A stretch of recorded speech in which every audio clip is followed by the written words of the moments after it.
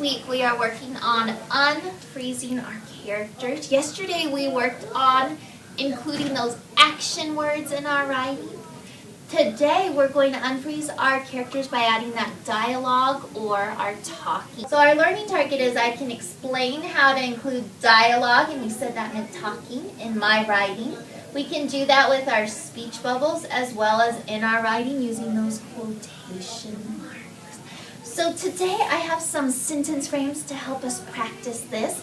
We're going to practice it first with my character, and then you are going to get a chance to practice this with your fictional character. So who remembers who my character is, my fictional character? Chloe? Ryan. So we're all going to practice it the same way at first, but then you'll get to practice it using your character in just a minute. So I'm going to say, Ryan whispered, good night. Ryan whispered, good night. Do you hear how it changes how I read it based on what word I use? Ryan cried, ow! Ryan cried, ow! Do you hear how it changes your voice when we changed it from cried and we didn't just say said? Ryan shouted, I can't do it! Ryan shouted, I can't do it! Ryan screamed, oh no! Ryan screamed, oh no! Ryan asked, can you help me? Ryan asked, can you help me? And here we have replied. That means that's an answer to our question. So here I'm going to say Ryan's dad replied, sure. Ryan's dad replied, sure. Are you remembering some of these sentences from my story? Ryan thought this was the best day ever. Ryan thought this was the best day ever.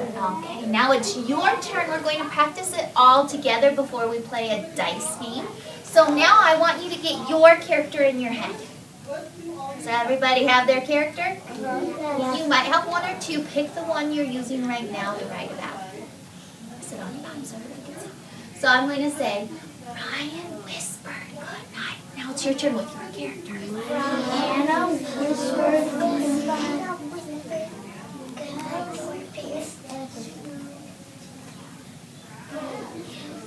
Oh, so I heard some more good nights, but I heard some different things like be careful.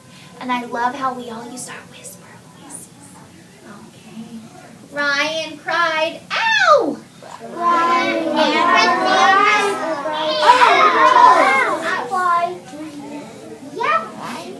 Ouch.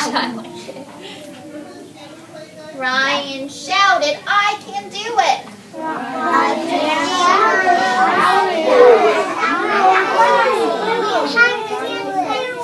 Good job. I heard Ryan at the beginning, and then we switched it over. You're using your characters, remember? Ryan screamed, oh no!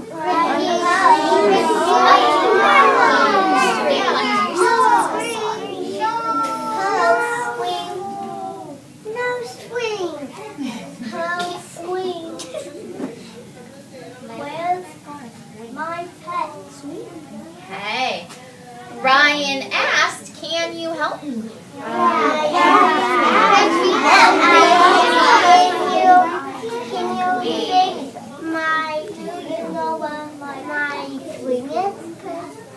heard some great questions. Ryan's dad replied, sure.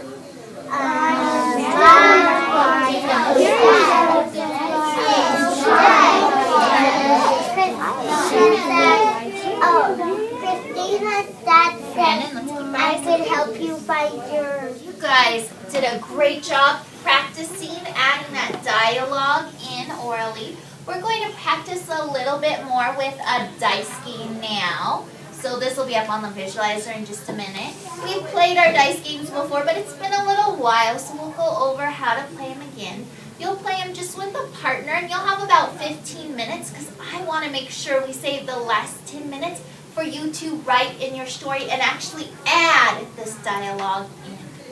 So you can see on our card, number 1, you're going to use that whispered sentence. You put your character's name on that first line, and then you finish the sentence where it has that ... So a 1 is whispered, a 2 is cried, a 3 is shouted, a 4 is screamed, a 5 is asked, and a 6 is replied. I do want you to use those voices when you say it, but remember Miss Castro's next door, so we're shouting or screaming. We don't want to get too carried away, okay? Okay. So remember, we roll the dice. We look at what number we get, and then we put it in there. So I got a 2, so I would say Ryan, or I could even say he cried, ow! Then my partner would roll the dice. Mandan, come up here and be my partner. So go ahead and roll the dice.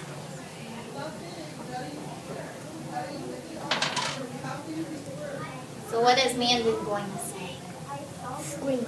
Scream. So let's hear your singing. I want that one. Can you turn around and say it even louder? That was freezing. Oh, I like how you changed your voice when you said it. I got 2 cried. Is that okay that I got it again? Yeah. Okay, but now I want to change it. I want to try something different. So I'm going to say, Ryan cried, I want my mom. Right. I want my mom. 4. Moonlight swim. I'll help you swim.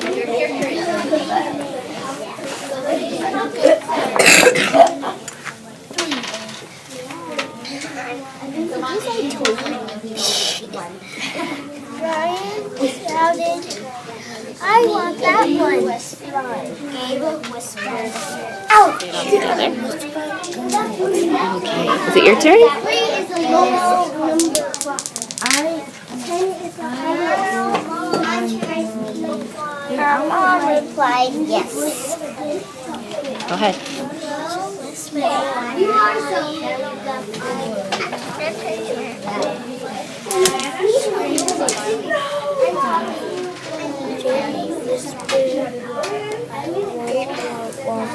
She shouted, and I'll cry. No, bye.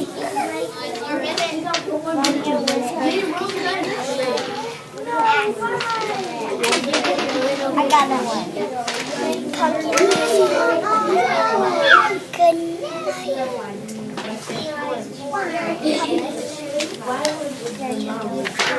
No, Christina cried. I want that door. I want that ticket.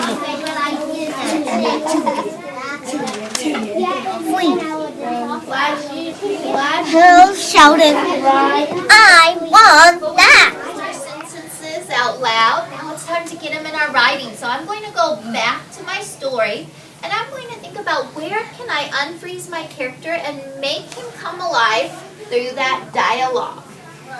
So I said, vroom, vroom, vroom. Ryan ran around the house on an invisible bike. Ryan really wanted to learn to ride a bike without training wheels. He had a shiny green bike with black wheels. He put on his helmet and knee pads. He went outside onto the sidewalk. Then Ryan got on his bike and started to pedal. He moved his feet around and around.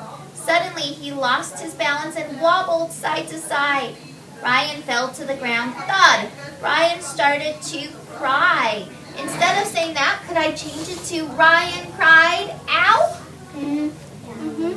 So I'm going to cross that out and change it. Ryan cried, and he's talking, so I'm going to have him say, ow. And I'm going to use that exclamation point. I can also put it in my speech bubble. When Ryan was done crying, he decided he needed help. Ryan went inside and asked his dad. So I have that one in my story. Can you help me? Ryan's dad said, sure. I don't want to use sure. What's it said? I want to use a different word. Mason, what could I use? Think? I could say think, but he's actually saying it out loud. You can see his speech bubble. Jaden replied. I know how to spell it. It's on our chart, or you guys can take this back to your tables when you're ready to write to help with the spelling. Ryan got on his bike and his dad held on to the back. Ryan practiced and practiced and practiced. Finally, Ryan could ride a bike all by himself with no training wheels. I think this is time for that sentence I practiced. He shouted, "I can do it." Okay. Thumbs up. Was I able to explain how to include dialogue in my writing? Was I able to add it to my writing? And through speech bubbles, I can even add it on this page. I can do it. It is now your turn. It said you said, and now it says shouted. Can you read it to me? Anya and her mom got into the vet, and Anya shouted, "I want that one." What did you change? Said to scream. Or to shout Shouted. it? Can you read it to me? One day her caseworker came and said to Christina, Do you want to keep this in do your you writing? want to have visits? Christina shouted, "Yes!" Nice. Thank you, Melanie. Hannah made a Santa card on Christmas. She asked for a pink sparkly bike. Oh, I like the way he found that word asked and put a box on it. The next day, Anna went downstairs and there was no bike. Anna screamed. Oh, did we hear any words? What did we hear? Scream. Scream. She didn't just say no bike. We could hear the way Cervante read it. No bike! Anna screamed.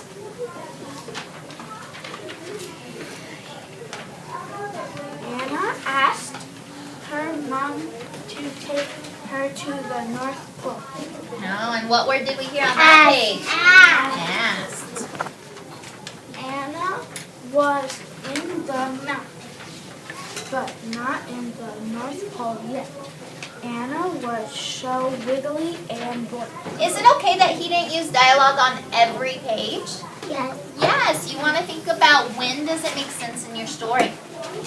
Finally, Anna saw Santa's house. Anna's mom drove her to it.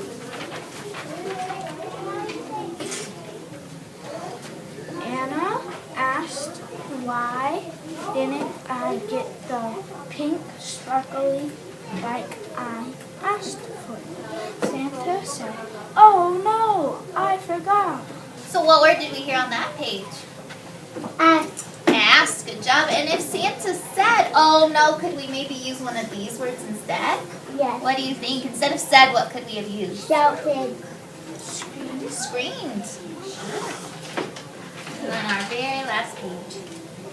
Santa gave Anna the bike she asked for. Anna said thank you. Anna was feeling happy. Let's give Cervante a round of applause. Remember, every time you write, you want to unfreeze that character by adding action, and what we learned today, adding that dialogue.